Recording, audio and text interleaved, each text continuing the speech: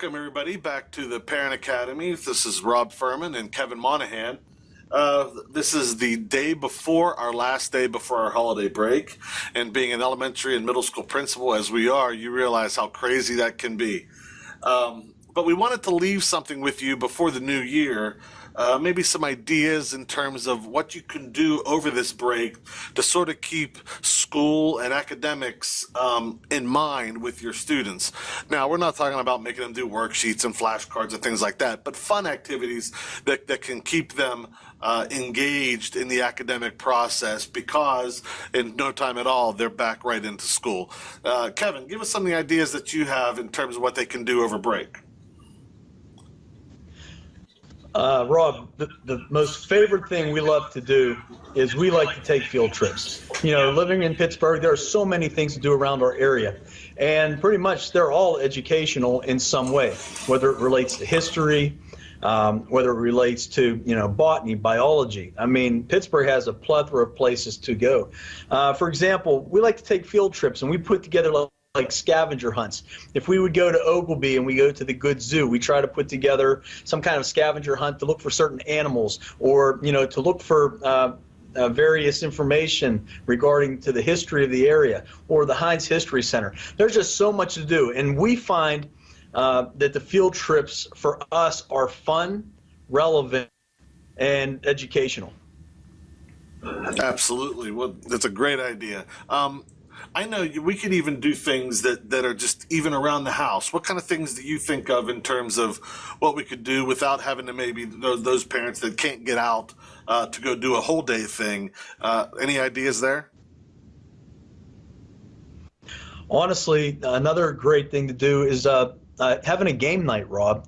Most games that we have in our house are educational in nature. It doesn't have to mean that it's a boring game, but it could be dealing with numbers that involve math, somehow. Like if we're playing Uno, or we're playing cards, we're playing chess, Monopoly, anything like that that brings people around the table and has, like, with strategies involved, all educational.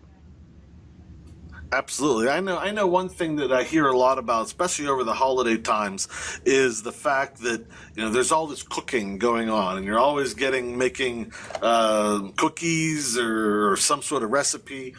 All of those opportunities can be educational for our students. When you're talking about measuring and following 2 and 3 and 4 step directions, especially for the younger kids, the elementary and middle school kids, those are great opportunities to surprise them into using some math or some simple skills.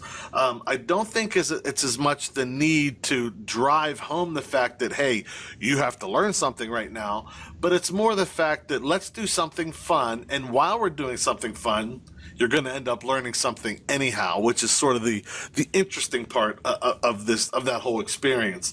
Another thing that I think about is traveling, because a lot of people do travel over the holidays. Take that time to make it an educational experience. Again, there's a lot of good games that you could play, travel games, car games. If you're dealing with really young students, finding the alphabet on different road signs. There's A for Aliquippa, there's B for Baltimore. And eventually they make their way through the whole alphabet. The old games, I'm going on vacation and I'm taking an apple. I'm going on vacation, I'm taking an apple and a bear. And you keep going all the way down through the alphabet. Great memory skills, great alphabet recognition, great letter recognition. A million different things are happening that are really good for something as simple as a game like that.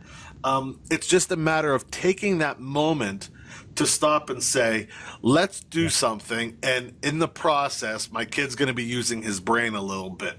And that really makes all the difference in the world. Kevin, any other ideas? I just think that it's important.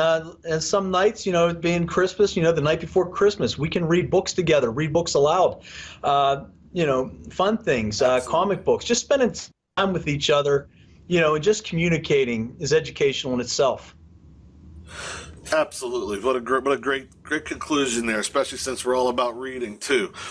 So anyways, the moral of this story, folks, is take this week, this break time that we have here, and use it to spend time with your children, love your family, and in the process, pick up a few interesting tips in terms of what you can do to sort of keep the academics rolling. Read a good book, play a nice family game, go on a field trip where you can experience some things together as a family. Not only are they great educational experiences, but they're also wonderful bonding experiences for you as a family. This is the Parent Academy. Rob Furman and Kevin Monahan signing off, saying have a wonderful holiday, and stay tuned for our next episode, which will be in early January. Thank you all. Happy holidays. Take care, guys. Happy holidays.